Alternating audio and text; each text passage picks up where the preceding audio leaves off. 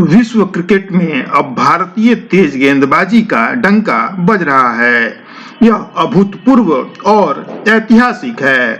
Cricket इतिहास में पहली बार कोई भारतीय तेज गेंदबाज दुनिया का नंबर 1 गेंदबाज बना है। जसप्रीत बुमराह अभी आईसीसी रैंकिंग में नंबर 1 गेंदबाज हैं। दक्षिण अफ्रीका के तेज गेंदबाज कैगिसो रबाडा दूसरे स्थान पर हैं।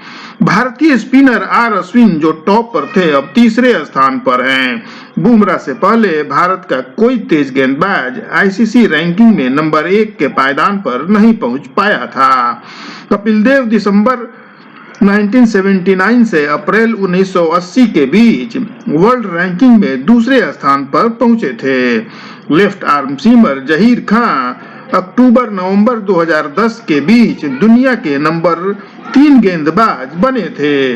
जसप्रीत बुमराह भी नंबर 1 बनने से पहले तीसरे पायदान पर काबिज थे। नमस्कार, मैं हूं अशोक शर्मा और आप सभी का मेरे YouTube चैनल में स्वागत है। अगर ये वीडियो अच्छा लगे तो कृपया सब्सक्राइब कीजिएगा। जसप्रीत बुमराह का वर्ल्ड नंबर 1 फास्ट बॉलर बनना भारतीय क्रिकेट के लिए क्रांतिकारी और युगांतकारी घटना है। स्पिनरों का देश कहलाने वाला भारत तेज गेंदबाजी के एक नए युग में दाखिल हुआ है।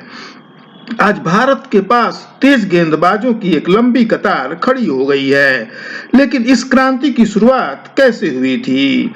कपिल देव और करसन घावरी तो अपनी मेहनत और समर्पण के कारण भारत की सपाट पिचों पर भी खेलकर तेज गेंदबाज बनने में सफल हुए थे। लेकिन आज कैसे भारत में तेज गेंदबाजों की फौज खड़ी हो गई है? भारत में तेज गेंदबाजी की क्रांति का श्रेय एमआरएफ कंपनी को दिया जाता है। टायर बनाने वाली मशहूर कंपनी का यह पूरा नाम मद्रास रबर फैक्ट्री है, यानी एमआरएफ। 1983 में भारत विश्व कप विजेता बना था। 1985 में भारत ने मिनी वर्ल्ड कप कही जाने वाली प्रतियोगिता वर्ल्ड चैंपियनशिप जीती थी। फिर भी भारत को स्पिनरों का देश समझा जाता था। सिर्फ कपिल देव इकलौते विश्व स्तरीय तेज गेंदबाज थे। शेष स्लो मीडियम पेसर थे या फिर स्पिन गेंदबाज थे। 1985 में जब भारत ने वर्ल्ड चैंपियनशिप जीती तो एमआरएफ कंपनी के तत्कालीन मैनेजिंग डायरेक्टर रवि मामेन को यह विचार आया कि भारत में तेज गेंदबाजों को तैयार करने के लिए कोई एकेडमी शुरू करनी चाहिए।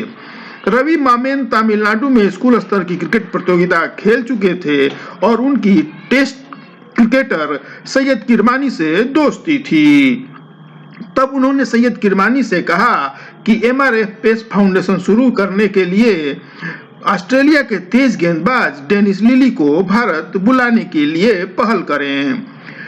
तब किरमानी ने डेनिस लिली को एक पत्र लिखा और चेन्नई में शुरू हो रहे एमआरएफ पेस फाउंडेशन का डायरेक्टर बनने का उनके पास प्रस्ताव भेजा।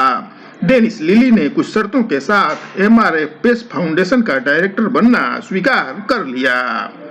जब लिली चेन्नई आए तो चेन्नई के ही एक अन्य तेज गेंदबाज जो भारत के लिए एक टेस्ट मैच खेल चुके थे, टीएस शेखर को एकेडमी का कोच नियुक्त किया गया। इस तरह 1987 में एमआरएफ पेस फाउंडेशन शुरू हुआ। जब यह पेस फाउंडेशन शुरू हुआ तो 1987 में जब सचिन 14 साल के थे तब फास्ट बॉलर बनने के लिए उन्होंने एक आवेदन दिया था। तब लिली ने सचिन को कहा था कि आप बैटिंग करें और तेज गेंदबाजी के बारे में भूल जाएं। इसके बाद सचिन ने अपना ध्यान बैटिंग की तरफ केंद्रित कर दिया। 1988 में एमआरएफ पेस फाउंडेशन में चयन के लिए एक शिविर आयोजित हुआ था। इसमें सौरव गांगुली, अजय जडेजा समेत करीब 100 से अधिक उभरते हुए गेंदबाजों ने इसमें शिरकत की थी। लिली ने दो तरह से तेज गेंदबाजों पर ध्यान दिया, एक जिनकी रफ्तार 140 के आसपास थी और दूसरे जो स्विंग करने की क्षमता रखते थे। इस तरह लिली ने 100 से अधिक खिलाड़ियों में से केवल 12 को चुना। इनमें विवेक राजदान, सुब्रतो बैनर्जी और आशीष विंस्टन जैदी शामिल थे। इनकी रफ्तार 140 किलोमीटर प्रति घंटे की रफ्तार से अधिक थी या इसके आसपास थी। चूंकि सौरव गांगुली और Ajay Jadeja slow medium pacer थे, इसलिए उनका इस एकेडमी में चुनाव नहीं हुआ था। विवेक राजदान भारतीय टेस्ट टीम में आने वाले एमआरएफ पेस फाउंडेशन के पहले तेज गेंदबाज थे। 1989 में पाकिस्तान के खिलाफ फैसलाबाद टेस्ट में उन्होंने डेब्यू किया था। इसी सीरीज में तेंदुलकर ने भी डेब्यू किया था। विवेक राजदान को पहले टेस्ट में कोई विकेट नहीं मिला था, लेकिन सियालकोट के दूसरे टेस्ट मैच में उन्होंने पाकिस्तान की पहली पारी में 27 ओवर में 79 रन देकर 5 विकेट लिए थे।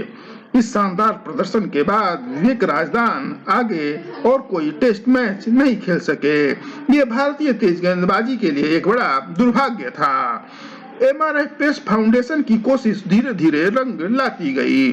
फिर यहाँ से जवागल श्रीनाथ, सुब्रतो बैनर्जी, वेंकटेश प्रसाद, जहीर खान, इरफान पठान, आरपी सिंह, एस श्रीसंत, मुनफ पटेल, टीनी वाहनन, देवाशीष मोहंती, हरविंदर सिंह, वरुण आरोन जैसे तेज गेंदबाज निकले, जिन्होंने भारत के लिए टेस्ट मैच खेले।